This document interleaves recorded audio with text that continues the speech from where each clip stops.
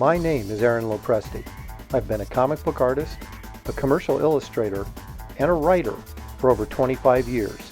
And this is my YouTube channel. Hello again, everybody, and welcome to another exciting episode of Talking Comics and Art with Aaron Lopresti. Of course, I am Aaron Lopresti. Now, I've done it again. I keep saying, now I'm going to take a break. Not going to buy anything for a while. Well, I lied. Now, it's a small item, but when I was at San Diego this past couple weeks ago at San Diego 2023, the Comic-Con International, me and my good friend Dan Fragaboom were walking around looking at art. And we went by Albert Moy's booth, who's an art dealer, big art dealer. And he had this painting by Neil Adams for $100,000. And I was like, what's that? What's that too? Dan didn't know. Neither one of us had ever seen it before, but it was kind of like a Savage Tales looking kind of painting. And so I kind of became obsessed with it because it was really cool. And so I had to find out what the cover was for. Well, I found out. And I found the magazine on eBay in near mint condition, of course. We shall see. And so we're going to open that right now and take a look at this magazine that had this wonderful Neil Adams cover on it. All right, here we go. Now, I've got to admit, I had my knife out. I was ready to cut this open, but in a previous take, I already cut it open, and then there was a thing on the inside where I doxed myself. So I'm having to reshoot it, but it's already cut open, so I guess you don't have to suffer through me cutting the thing open, at least the outside box. But it is a nice box, as you can see. So I feel pretty confident that this is well protected. So just hopefully the grading is accurate, and well, we shall find out soon enough. See if I can cut this open without actually cutting the magazine. That would suck. So I didn't, when I first saw this painting and then found out what it was a cover to, I thought, wow, how hard is it going to be to find this? And of course, in typical eBay fashion, it wasn't too hard at all. I just looked it up on eBay and there was several copies waiting for me. Doggone it. This thing does not want to cooperate. See if I go this way. So I just said that you didn't have to watch me cut stuff open, and apparently I lied because there's a fair amount of cutting going on here. All right, let's get rid of this. Oh, all right. Doggone it, this blue tape.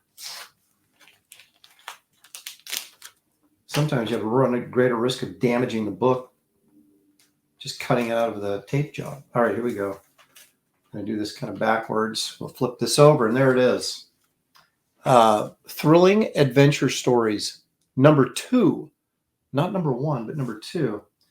They said it was near mint. This looks pretty darn good. Let's take a quick look here at the corners. That looks really, really good. Now, I wasn't certain if I was going to buy this magazine or not until my good friend J.C. Bonova, president of Gemstone Publishing, let me know that there was a few quality artists that did some work inside this. And I was like, all right, that looks really nice. I'm going to go ahead and say, yeah, that's a near mint book. So this was published by Atlas Comics. Now, what happened was Martin Goodman, who used to own Marvel, sold Marvel. And as the story goes, his son was supposed to take over, but that didn't happen. So he got a little ticked about it and then started his own company again called Atlas Comics in the 70s. They lasted for maybe a couple of years, if that long. But he did have some really nice talent working for him, so he must have been paying good money. while it lasted. So if you're not familiar with Atlas Comics, do a little research into the 70s and you might find some interesting stuff there. But anyway, this doesn't look like there's any major dings or anything in there. This right here is just, that's not a crease or anything. It's just how the paper's laying. So it does look really nice. But so we have this great Neil Adams cover painting, which I saw, as I said, at San Diego in Albert Moy's booth for $100,000. A little bit out of my price range. But the book, however, which I got for less than $50, is in my price range.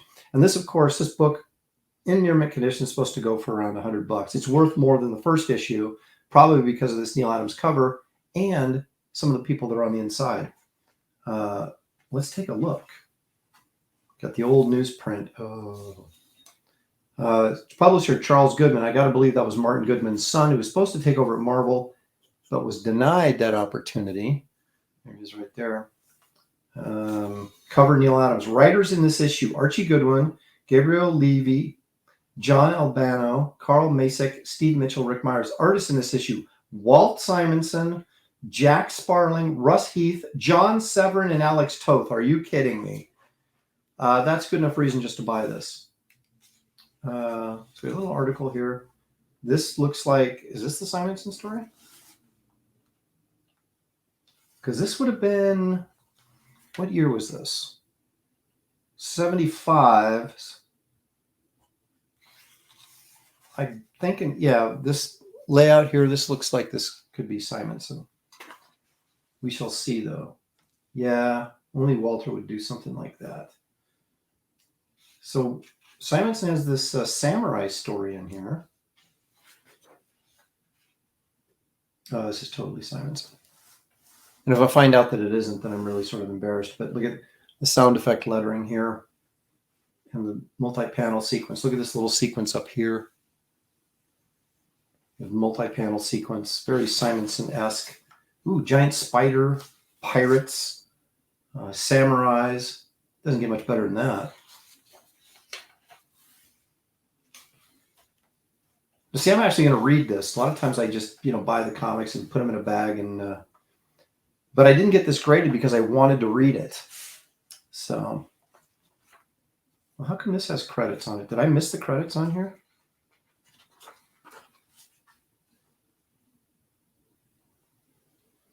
I'm not seeing it. I know this is Simonson, though. All right, so then we've got story by Gabriel Levy and art by Jack Sparling. Sparling's an oldie but a goodie. Oh, there we go. Drawing Walter Simonson. Script Archie Goodwin. So you got Archie and Walter working on this. How great is that? So then we got Jack Sparling in here. He's an oldie. Kind of looks Kazar-esque story. I'm digging his 70s hairdo, though. Giant Sloth. Can't go wrong with a giant sloth. Next issue, The Birth of the Moon in Season of the Ice. Problem is, there is no next issue. Ooh, look at this. You can get a Star Trek medallion coin with Spock and Kirk on it for $7.95. Sculptured in solid jeweler's bronze. Ooh, remember these? Oh, these were so cool. I wish I'd gotten some of these. Spider-Man, Hulk, Conan medallion coins, $3.99. It's Spider-Man, the Hulk, and Conan. That's a Barry Smith Conan right there, in case you're interested. Maybe it isn't. No. This is Barry Smith pose, but I can't tell if that's Smith or not. It looks more like Buscema or Romita, but anywho. All right, so then we got this story called Tough Cop. This is Russ Heath. Was no stranger to doing work in black and white magazines in the 70s. Nice looking stuff. Russ Heath was a pretty good draftsman. Iron on Transfers, 5 for $3.75. The good old pot smoking days. You can learn to be kung fu and karate expert. Get a body like Charles Atlas. Here's a little some write-ups on Planet of the Apes, The Towering Inferno. Remember when disaster movies were all the rage? back in the 70s. With Paul Newman, Steve McQueen, they were both in there. Oh, look, you can get like 1 million Army figures for $1.89. Ask Billy Tucci about these. They were a ripoff because he actually sent away to get them. I was a little disappointed in what he got in return. I think they're like little cardboard cutouts or something. Okay, so what else we got here? Oh, we got John Severin with what looks like an Army story, which is typical for Severin. He was a big war comics guy. Terrific artist. Oh, I love John Severin's work so much. Look at that face. It's good stuff. So you got a Severin story, you got a Simonson story, you got Russ Heath in here. Really nice stuff. And then, of course, Alex Toth. Look at that.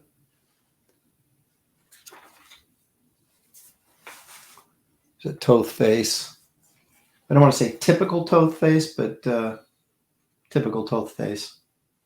You can tell by the expression. Just the simplicity of line. Some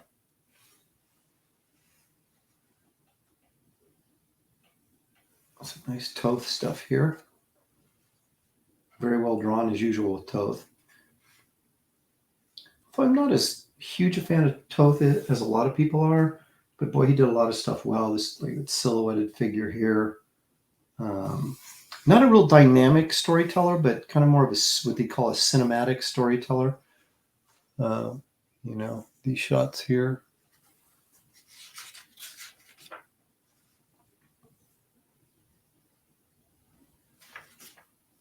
And more Planet of the Apes goodness and more Star Trek goodness model kits. Could get the Galileo shuttlecraft right there. Anyway, guys, there you go. There's the back of it. Yeah, back of it's got some stainage on it. This would actually keep it from being a 9.2.